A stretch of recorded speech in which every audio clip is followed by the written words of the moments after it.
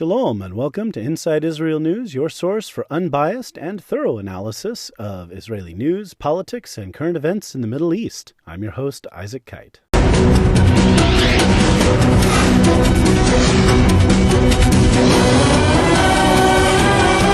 Captain's Log Supplemental.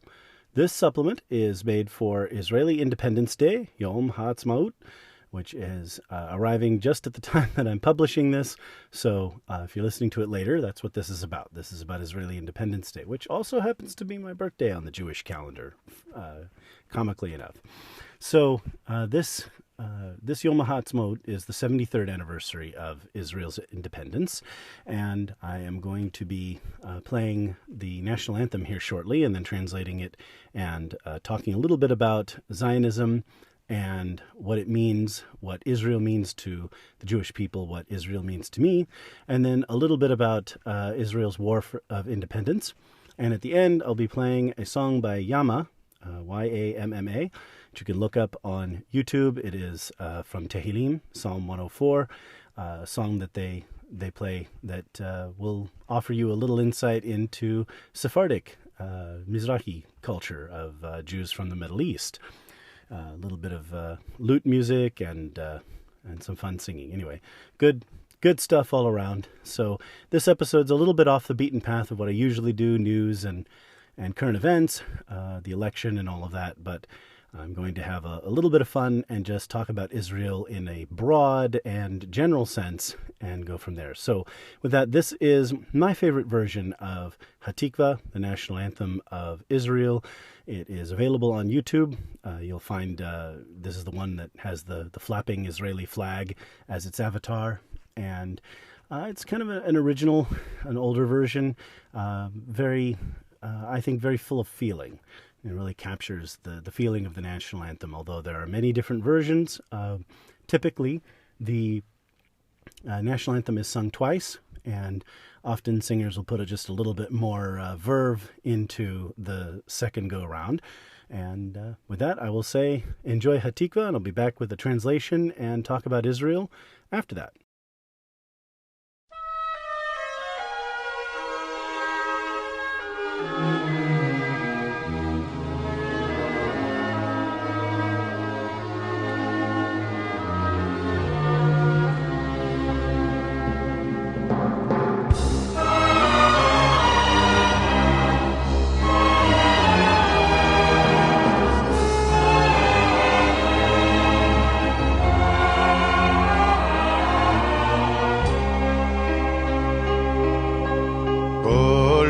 בלבב בנימה נפש יהודי הומיה ולפתי מזרח קדימה עין לציון צופיה עוד לא עבדה תקוותנו התקווה בת שנות 2000 להיות עם חופשי בארצנו ארץ ציון ירושלים להיות עם חופשי בארצנו ארץ ציון ירושלים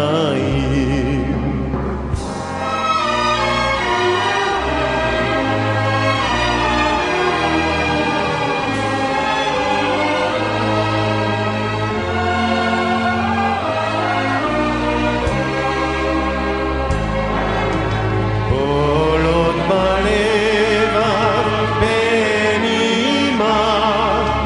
נפש יהודי הומיה ולפתי מזרח קדימה עין לציון צופיה עוד לא עבדה תקוותנו התקווה בת שנות 2000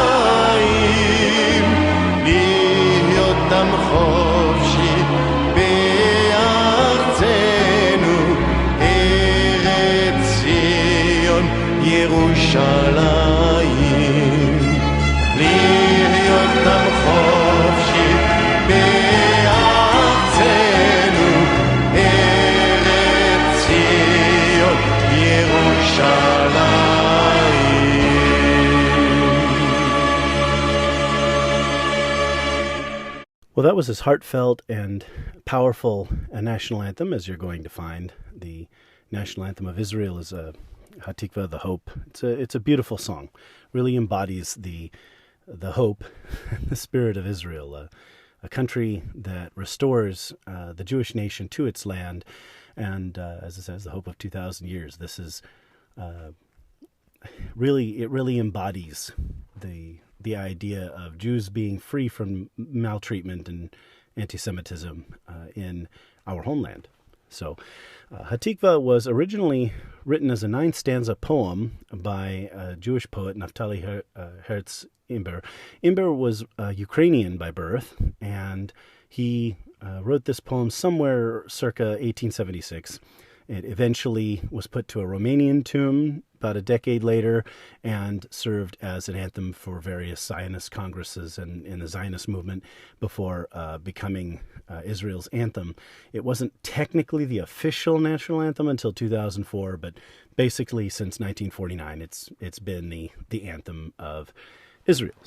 The anthem begins, Kol od balevav penima, as long as in the heart within, Nefesh Yehudi Homiyah, the Jewish soul yearns, Ufate Mizrach Kadima, and toward the eastern edges onward, Ayin L'Tzion Sophia, the eye gazes toward Zion. Od lo avda tikvateinu, our hope is not yet lost. Hatikva bachnot alpayim, the hope that is 2,000 years old. Liot amchofshi beatzenu, to be free, a free nation in our land. Eretz Sion Yerushalayim, the land of Sion, Jerusalem. Beautiful, beautiful national anthem there for Israel. All right, moving on. So what is Zionism? Why Israel? What does it mean to the Jewish people?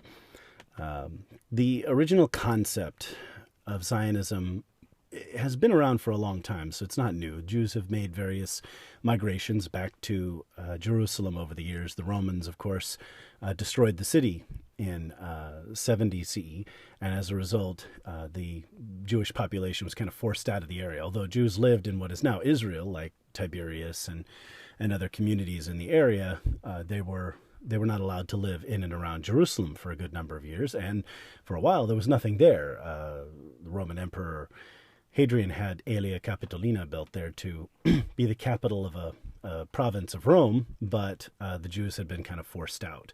So Jews came back in different groups over time, and it's always been a dream to return to Israel. But modern Zionism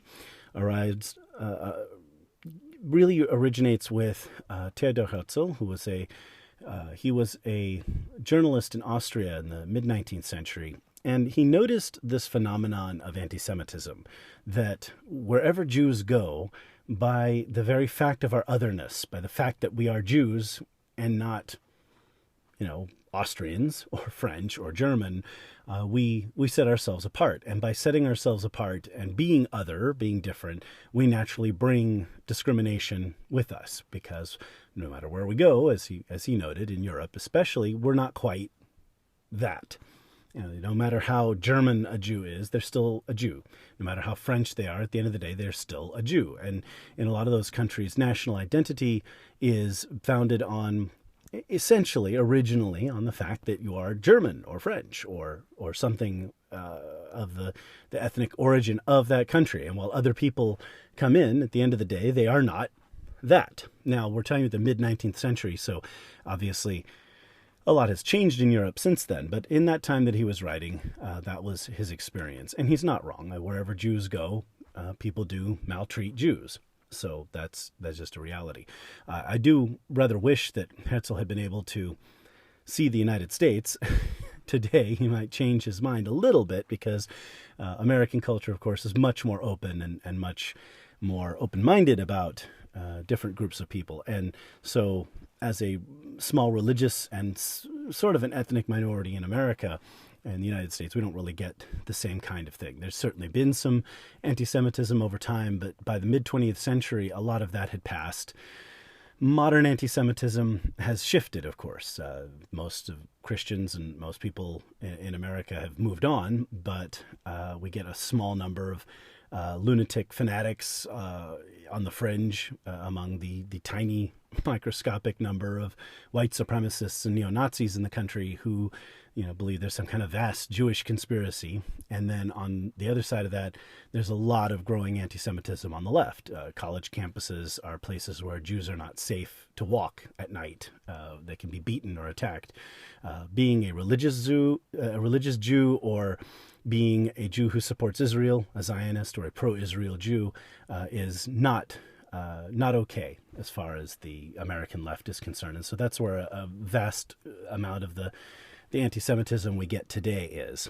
And we get members of Congress who go around spreading conspiracy theories about Jews and an entire political party that just looks the other way. But for the most part, in terms of living in society as a Jew, ethnically Jewish, certainly, we have a lot of people who are of Jewish descent in America, and they fit into secular culture without much trouble. So it's kind of hard today for us to sit here and think, Herzl's saying wherever Jews go, they bring anti-Semitism with them, and we live in this tolerant, open society, at least for the time being, where, we love everybody, and you have to kind of go back to the mindset of the mid-19th century when everyone thought of nations of people as races. So you'll read from the time people talking about, the German race, the Anglo-Saxon race. And even Churchill continued to use that kind of language into the mid-20th century, that dated though it was. But, when people thought in those terms, if you're part of the Anglo-Saxon race, then a Jew is not an Anglo-Saxon. A Jew is not a Frank. A Jew is not a German. So in Herzl's experience, that was the situation that he ran into. And his concern there was, until Jews form our own country and have our own place to live, wherever we go, we're going to bring this with us. And so his concept was der Judenstaat, the Jewish state, the idea of creating a polity somewhere where there were, made up predominantly of Jews, by Jews, and for Jews, so that we could just live in peace among one another. He also envisioned a largely free market, sort of capitalist entrepreneurial state that would allow Jews to prosper, and very much as Zev Jabotinsky would later as also describe, just a Jewish state of entrepreneurs and business leaders and thriving metropolises, and just a place where Jews could really be happy and prosperous.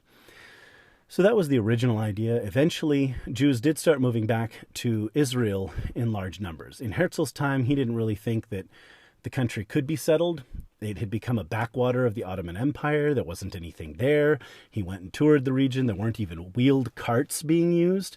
He had to ride on muleback up to Jerusalem from Jaffa. Jaffa, also called Jaffa. Anyways, there was just it was nothing there.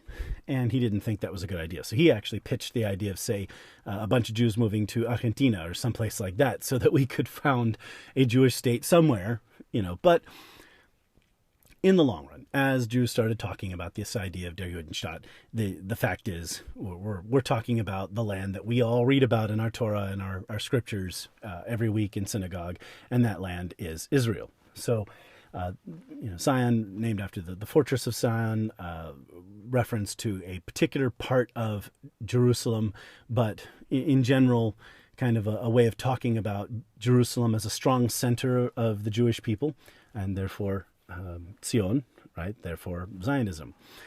And so this idea spread through the Jewish community in Europe and in the Middle East. This idea of going back to Israel and back to our land and repopulating it and making it a Jewish homeland, a paradise where Jews could live together in peace. And of course, the Arab population there didn't have any antagonism toward them. Just, we want to go live in our ancient land in peace. Obviously, that was not an ancient homeland of the Arabs. The ancient homeland of the Arabs is down in the Arabian Peninsula. Arabia, Arabs. Makes sense. Okay. So the purpose was not to displace anyone. It was just, we'll all move there and things will be good. And for a while, the Ottoman Empire tolerated that. They tried to restrict it a little bit here and there, as we headed into the 20th century, because there were a growing number of Jews there, and they began to think, well, there's a bunch of Jews there, and they're not necessarily loyal to the Ottoman Empire, and is that really a good thing? In 1917, General Allenby and the British Army came in and liberated the region from the Ottomans during the First World War, and then it became, after the war, the British Mandate of Palestine, a name they'd drawn from, originating with the word Philistine, but they had drawn from the Roman name for the region. So this was just just a name that was convenient, that was there. It wasn't the name of any people, wasn't really what the place was called. It's just what the Romans had happened to call it, because the Romans were trying to give it a name other than Judea, which they had crushed and stamped out and destroyed. They dug Jerusalem up to its foundation stones and buried it. And Emperor Hadrian says he came there. There was a fortress and where there was a Roman garrison, and otherwise the place was plowed over. It was just fields growing grain. So that's basically what awaited Jews when they started to return. Anyway, Jews formed agricultural communities, and the kibbutzim started. A kibbutz is kind of like a commune. Everyone kind of works together. And slowly but surely, Jews started moving back. By the 1930s, we got the city of Jerusalem founded, the city of Tel Aviv founded, a lot of people moving back to Jerusalem as well. New quarters of Jerusalem were built outside the old city, and there were new communities popping up all over what is now Israel, where Jewish people were just building houses in the desert, literally. Started to try to control the mosquito population and make the place livable, tried to figure out how to bring back agriculture and irrigation, because the place was a backwater. It was a desert. The mountains of Israel, Judea, Samaria, that area had been heavily forested in the past. So when you read in the Tanakh, for example, in the book of Yoel, it talks about the trees, a fire burning the trees around Jerusalem and this kind of thing, because it was a heavily forested area. But in the 16th century, the Ottomans lost a naval battle and had to rebuild their fleet very quickly. So they deforested the whole area in order to build ships. So Jews began to plant trees again. And if you look at a map today, you can see that there are a lot more trees growing in the mountains now that Jews have returned and have begun planting trees and regrowing those forests. So that's the idea of returning to Israel and having a place where Jews could live in peace and freedom. And it almost, I want to say, to the ironic degree, the timing, because as the British Mandate was established, and the Balfour Declaration, given that Britain was going to help found a Jewish homeland in the United States, and Britain signed a treaty in 1924 saying that we were going to help in that process of creating this Jewish state there. That treaty in part being the U.S. trying to prevent Britain from going back on its promise. In any case, we had all this stuff going on. And almost to prove Herzl right, in this twist of ironic fate, just as we began to found Israel, the very reasons that Israel was necessary became painfully obvious to everyone during the Holocaust. And Jews who lived in Europe, who had watched their Polish or German or Hungarian neighbors look the other way as they were carted off to concentration camps to be killed in massive numbers, 6 million people, along with 5 million others. There were a total of 11 million people killed in the mass exterminations, but Jews were a majority of those people killed. And this sort of industrial extermination, industrial scale extermination, it just becomes unconscionable. How do you count 6 million people? And a number of people have noted, one person died 6 million times. You kind of have to look at it that way and think about the scale of it. In any case, Jews wanted to return to Israel. There had been an Arab uprising led by the Mufti al-Husseini, who was an ally of Hitler, another story for another time, in the British Mandate of Palestine in the 30s, years before the war. And so the British had limited Jewish immigration to the region. And after the war ended, Clement Attlee became the Prime Minister of Britain. And as with a lot of socialist left-leaning leaders, he was naturally pushing anti-Semitic policies. Unfortunately, it's a common thread in socialism where, you show me a socialist who is not a Jew by descent, and I will show you an anti-Semite. Anyway, he opposed Jewish immigration and tried to prevent Jews from moving there. So Jews began to resist the British, and Jews were trying to sneak in and this kind of thing. It created a nasty situation. Finally, the British decided to leave. And that's when the opportunity arose to create a Jewish state, to create a new incarnation of Israel in the modern times, similar to the ancient kingdoms that had once existed there. And when I get back from the break, I'll talk a little bit more about the events that surrounded that historic moment. As I promised in this week's episode, I'm going to speak just briefly on what does Israel mean to me personally. So we've talked about, this is a place where Jews can live in peace, is the idea, the goal. Again, not to displace anyone, but just to go back to our land and be able to live there peacefully in peace and prosperity. But for me personally, so growing up in a secular family, I didn't really do much with religion or Israel or what have you until I became a teenager. When I was about 17, I started going back to synagogue. I became curious, what does God want from me? What should I do? And I had my choice. My family's a mixed family, so I had my choice of religions. If I wanted to follow any particular tradition, I could have gone basically anywhere in Christianity or Judaism. But I started attending various synagogues and trying out different movements. And I found that I loved the Hebrew and I loved the ancient tradition. And so I was going to stick with Judaism and go forward from there. And as I became more involved in going to synagogue and that kind of thing, obviously the issue of Israel came up, and I wanted to know more. So I had to go kind of learn it. So in a way, I have that experience somewhere between the Baal Teshuvah and the convert, because I didn't know anything. I felt really ignorant. And so I had to go educate myself. And as you can tell, I really went off the deep end. I learned and learned and learned. And the more I learned, and I want to say with a skeptical eye. I didn't come into it with any kind of dogmatic sense of Israel's greatness or what have you. But as I read and read and read and listened and learned, the balance of the evidence became pretty clear that Israel was the good guys, if you will. Like 8 in 10 Americans, I side with Israel over the Arabs in the current conflict. And I'll talk about some of that here in just a minute when I talk about the history of the War of Independence. So I began to be active then in on-campus pro-Israel groups and APAC, the America-Israel Public Affairs Committee, and people. I grew up on the left coast in Santa Cruz, California, so it's where people go when San Francisco is too conservative.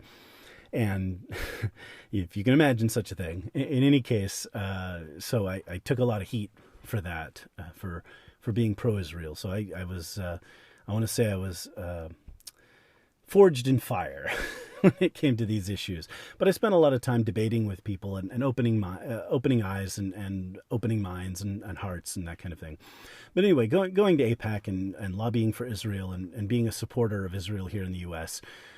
Had a profound impact on me, because I really began to understand from the other people I was with and from the things we were doing just how important this issue is, just how important Israel is to so many of us, and that connection to the homeland that we're reading about every week. But it went deeper than that. I wanted to go see it for myself. After I got out of college, I had the opportunity to get my MBA in Israel. I went to the Bar Ilan International MBA program and earned my MBA in the fastest growing economy in the developed world. And that's why when I was there, I got an opportunity to volunteer with Yoel Hasson, who was a member of Kadima, the chairman of the State Control Committee, which gave me some insight into Israeli politics and a chance to learn about all that stuff from the inside while I'd watch from the window of the office that I worked in, Bibi Netanyahu every morning going into the defense committee to make talk about defense issues, make his reports to the Knesset, and for them to debate and discuss some of the threats that were going on. Of course, that all happened behind closed doors in a secure room, but I got to watch them come and go. That was where I was. Anyway, going to Israel, living in Ramat Gan, which is mostly older Eastern European Jews, a lot of Romanians, a lot of Russians, right next to a Haredi ultra-Orthodox community in Bnei Brak, and also the more secular, I want to say upscale community of Givatayim just outside of Tel Aviv, and thus being able to walk, literally. I mean, the distances here, Israelis think in smaller terms because they live there, and they're like, you walk to Tel Aviv? That's a long trip. Take the bus. But for me, I'm like, look, it's 2 kilometers. It's a short walk. I walk out my front door, and next thing I know, I'm at the ocean. I mean, it is kind of fun thing. You think about scale of things, because, of course, in the U.S. we drive everywhere. That's true, but we have just vast distances to go over. There are places where, in Israel, where the distance from the ocean to the Green Line, the so-called Armistice Line, is less than 20 miles. I mean, it's a short distance. So it's a small country, so it was nice to kind of walk around and be able to travel around and learn about the history. And being a geek, I'm going to, Caesarea, places like that, looking at all the ancient sites. I wanted to see all of the ancient battlefields, and so I had a blast. So that's what I living there, having friends who are like family to me, getting to know the country, really. It changed my perspective, because on the one hand, while I had been active before in supporting Israel, it was still something that was far off. And now it became very real to me. Now I think of Israel, I think of faces and names and happy experiences and wonderful restaurants I used to go to, and my barber, and the people that I lived around, and the people I went to school with. And it's a great country. And the business leaders that I got to meet, and my professors, and it's just an awesome place. But to be there and to see it for real really galvanized me and my support for it. And not only that, I went out of my way to meet a lot of different people while I was there. I got to meet various Orthodox Christian leaders. I got to meet the Samaritans. I got to meet with various religious leaders from different disparate Jewish movements, the Mensch-Kites, various Hasidic movements.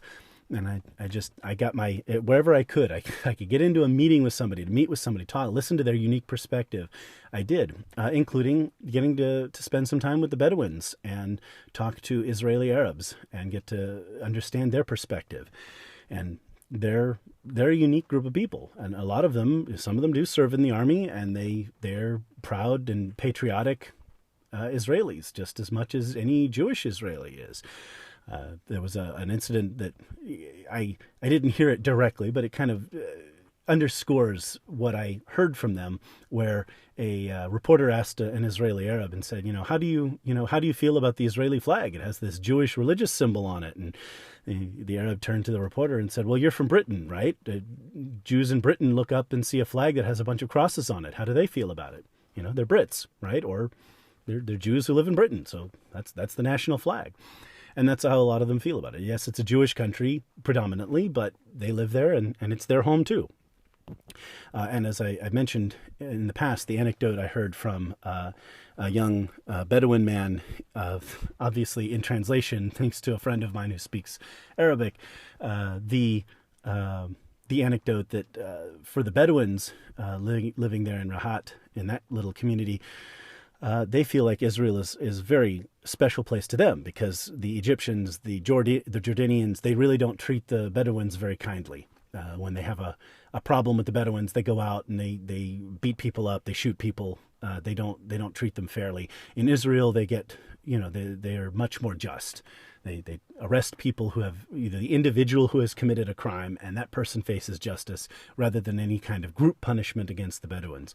A lot of these Arab countries kind of treat the Bedouins the way that the Roma, the gypsies, if you will, in Europe are treated. They're kind of stateless, classless people who are vulnerable to government maltreatment. And their culture, because they don't really respect borders, they just live out in the desert and whatever, they don't really think like settled people do. So a lot of times private property and things like that just don't mean the same things to them that they mean to other people. So again, they feel very strongly about Israel. And so they're proud to serve in the military. A lot of the Bedouins, I was very surprised, asked, who do you vote for? Thinking, they probably vote for the Arab Joint List or various Arab parties. And we vote Likud.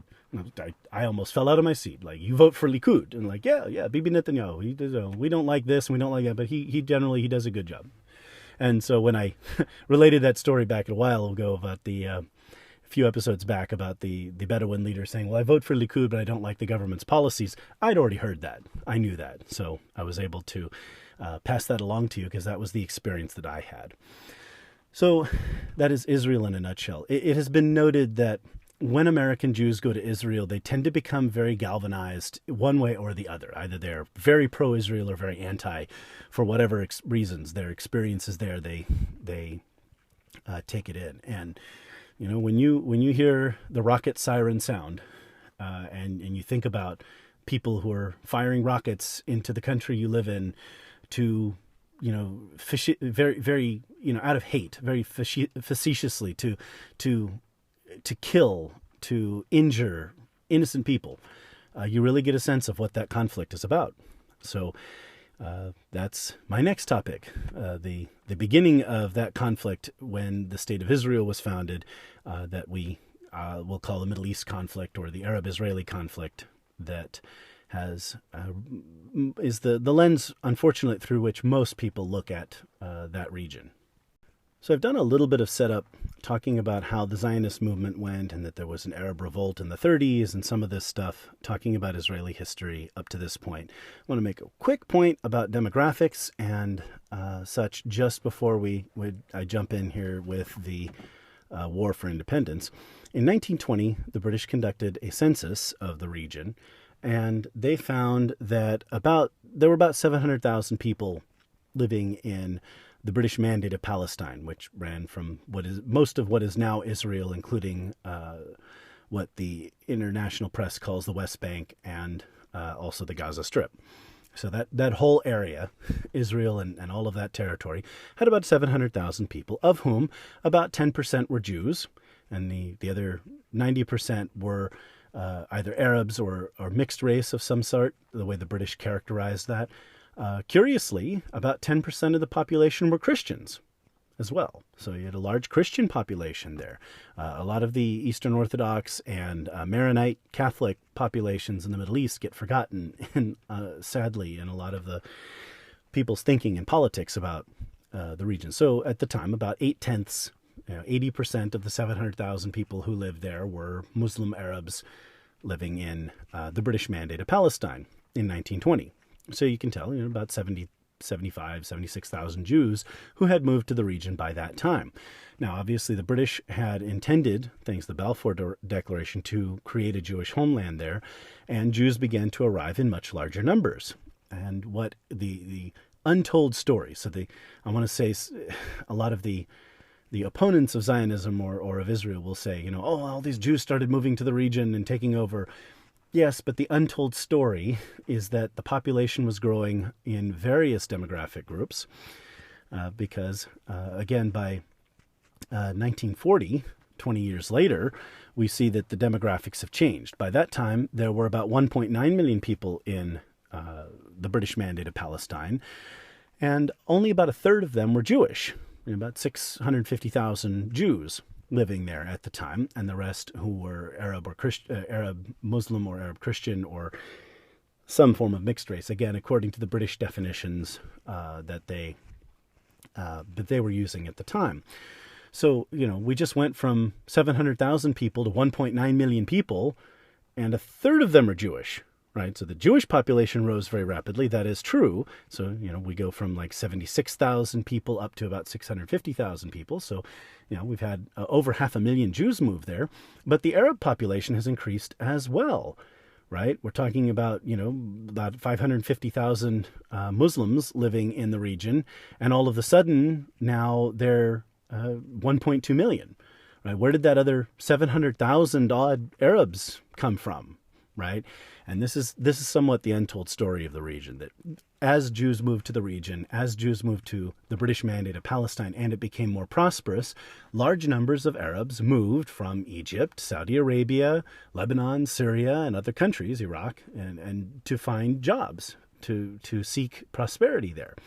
And also the Mufti al-Husseini, who was, again, an ally of Hitler, had called on a lot of Muslims and Arabs to move to the region to fight Jews, to be part of his armies in the effort to destroy the Jews. It was brought up at the Nuremberg trial by General Keitel and a few others that al-Husseini had been rabidly lobbying for a final solution to the Jewish question, that he was one of the people who really drove the idea of extermination of the Jews rather than just their imprisonment in ghettos or their segregation from society as the Nazis had done. So he was a really nasty anti-Jewish person, as anti-Semites go. And I hate to use that term for Arabs because Arabs are also Semites, but he certainly sought the extermination of Jews.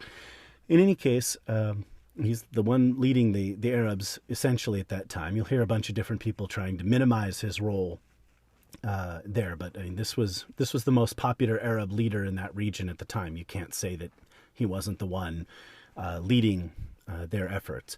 In any case, there's this large influx of Arabs from outside of the region into the region. That's where you get people like Yasser Arafat, who was of Egyptian descent. Right. So in those 20 years, you get a large number of Arabs moving into the region, and you see a large number of Jews moving into the region. And as I've just talked about those numbers, about equal numbers. In fact, slightly more Arabs moved to the region than Jews in that time. So as we get set up for conflict here, what we've got is a large influx of Jews coming from Europe. There are going to be millions of Jews now moving from Europe because they just don't feel comfortable or safe there anymore. And the Arabs obviously are not happy with that. When the British decided to leave, the United Nations put forward their partition plan that would create a Jewish state and an Arab state within the boundaries of British Mandate of Palestine, roughly the two-state solution that was offered to Yasser Arafat in the 1999 and 2000 negotiations with Bill Clinton and Ehud Barak that are detailed in Dennis Ross' great book, The Missing Piece, P-E-A-C-E, The Missing Piece, that he talks in detail about all the different ins and outs of the negotiations that took place there and how they fell apart. In any case, we arrive at this point. There are a large number of Jews coming. The British didn't want them. Now we've decided, the UN has decided there will be a Jewish state established there. And David Ben-Gurion, the leaders of the Zionist movement in Israel, are starting to talk about establishing a state. And everybody told them not to. The State Department warned them, you're just going to tick off the Arabs. You're just going to start a war, right? Founding the State of Israel was going to start a war. Well, Ben-Gurion went ahead and in May of 1948, on the day on the Jewish calendar that is now coming up, Yom HaAtzmaut, this wonderful event took place. And I walked by in Tel Aviv many times, although I really ought to have gone in at some point, but I was going somewhere. But I walked by several times the building where he made the announcement, where you can watch the famous recording of the announcement of the State of Israel. Well, Israel declared independence, and they declared the State of Israel because they assumed that the United Nations and that partition plan would be generally accepted. And yes, they knew that there would probably be war. Well, al-Husseini and the Arabs in the British Mandate of Palestine rose up to attack, but also 6 Arab countries declared war on Israel. An Egyptian army came into Israel. A Jordanian army came into Israel. The Iraqis attacked. The Saudis attacked. The Lebanese, everybody attacked Israel. Nobody wanted Israel to exist. And when we talk about attacking Israel, not all of these armies, but the larger number of them weren't just there to destroy the state of Israel. They were there to remove the Jewish population. When I say remove, I do not mean like put on ships and put to sea. They were there on a campaign of extermination. Again, al-Husseini, who was a significant leader in this time, was not a man who was going to stop short of a final solution. He lobbied for the Germans to push a final solution, and he intended to enact it there. And a number of Jewish communities were completely annihilated, men, women, and children, when they were captured by Arab armies. Jews had to flee before them. There are claims by a number of Arabs that certain Arab communities faced the same kind of retaliation. These are disputed by different people. There were also several different groups at work, some more hardline Israeli leaders. There was the Irgun, the more far-right militia, if you will, versus the Haganah, which was the group led by Ben Gurion that was a little bit more like national, more secular, and more organized. Eventually, they were all kind of merged into the Israeli Defense Forces and not allowed to operate independently. And then Israel was more professional and more organized.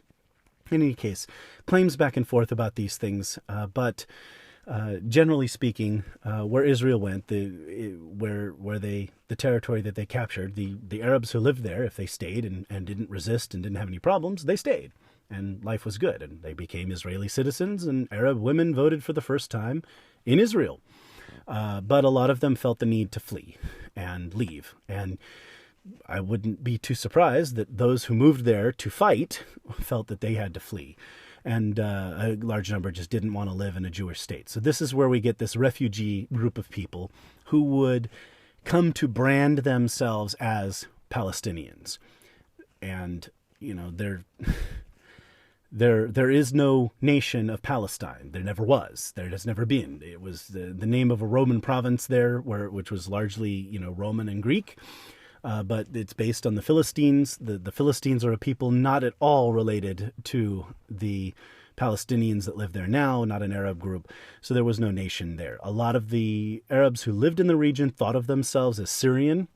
A lot of Syrian names like Abbas are still common. Mansour Abbas, prominent politician in Israel now. These are people who kind of saw themselves as being sort of an offshoot of Damascus. They weren't part of a nation, and again, they'd been part of the Ottoman Empire for a number of years. So, since then, we've seen the creation of this sort of faux nationality of Palestinian, and that's why I guess I put that in air quotes that you can't quite see, because there are no Palestinian people. There's never been this nation of Palestine that existed. If a two-state solution is ultimately enacted, that will be the first time that there will be this nation of Palestine. It will be creating an entirely new thing. Anyway, end of rant. So this war kicked off. It was a nasty war. Over 6,000 Israelis died in the War of Independence, 15,000 wounded. It was Israel's worst conflict because the Israelis were fighting more or less on equal terms. And this wouldn't be the only time they fight on equal terms, but on equal terms and without a lot of support. They didn't have heavy artillery. Eventually, they got some tanks and some equipment from Charles de Gaulle and a few others. They were able to get old, you want to talk about ironies, Czech-made Messerschmitts that were made for the Germans. I kid you not, that were surplus. The Czechoslovak government was willing to give them to Israel. So Israel got those. They got a few cargo planes from the U.S. that had to be flown by American Jewish pilots over to Europe and then eventually down to Israel. And the final destination couldn't be known because U.S. policy was not to arm the Israelis at the time. And the Israelis fought tooth and nail in this desperate struggle. Jerusalem was attacked by the Jordanians pretty quickly and besieged. And the city's kind of divided. The old city and the eastern half were captured by the Jordanians, and a number of synagogues in the eastern side were bombarded by Jordanian artillery, and they destroyed the Herva, which is literally, that's the name, the ruins. They destroyed the ruins there, and they bombed the Karaite synagogue, which was the oldest synagogue in Jerusalem there, and several other places. So a lot of Jewish holy sites were damaged. And they also surrounded the western side of the city, which was there's the German sector and a lot of little enclaves there. But basically I want to say western, not just geographically, but like the European settlements and a lot of the Jewish settlements in the area in the western enclave. And they were besieged. They were cut off from the rest of Israel. And the Israeli army. If you drive up to Israel now along the highway, you'll see monuments to the large numbers of IDF soldiers who died trying to fight their way up the hill to bring food and supplies to relieve Jerusalem. Ultimately, they had to build an entirely new road on an entirely new route in order to resupply them. And that way they were able to hold out. And that way Jerusalem was able to be part of Israel, at least part of Jerusalem. And when the Jordanians got to Latrun, which is a tall, there's a monastery at Latrun on this tall hill that overlooks the valley below, and they used that as an artillery post and had their machine guns pointing down, and they were able to prevent the Israelis from recapturing that position, and that also reinforced their control of Jerusalem. So there's a lot of this intense fighting. There was some early fighting along the Lebanese border and in the north, and then it kind of moved down to Jerusalem there. Eventually, the Jordanians weren't able to advance any farther, but neither were the Israelis. They were able to hold out in Jerusalem, but not reclaim any of the city. And Ben-Gurion ultimately made the decision to go southward through the desert to what is now Eilat and secure the southern part of the country. And by 1949, an armistice was agreed to, and the war came to a rather sudden conclusion. And that's where this green line comes from, of what the international press calls the West Bank, what is more accurately termed the Shomron and Yehuda, Judea and Samaria, the hills in which Jerusalem is in the center, in the central Israel, right? And this is where this green line comes from. Ultimately, as we know, in the Six-Day War, Israel would reclaim that territory and capture the Gaza Strip and the Sinai and make peace with Egypt down the road. But this is where all of this ended, and these armistice lines were drawn.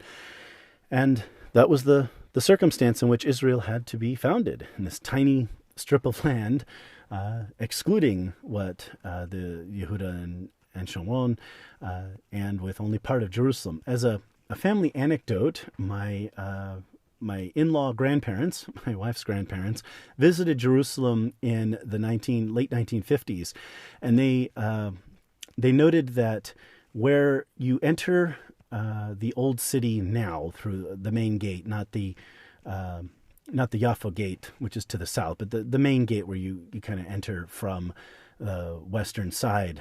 There was a market there on the Israeli side, and there was a minefield between that market and the Jordanian-controlled eastern part, the ancient part of the city.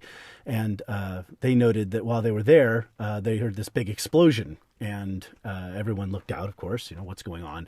A chicken had wandered into the minefield and got itself blown up.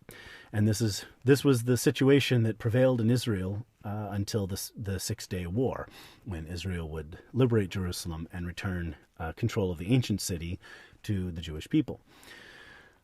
Again, the Arabs who lived in Israel, those who stayed, including the greater part of those who had originally lived there before the influx of people from the outside, not all, but most of the people who had lived there before just stayed, and they became Israeli citizens, and they voted, and they've had their own political parties and representation since then.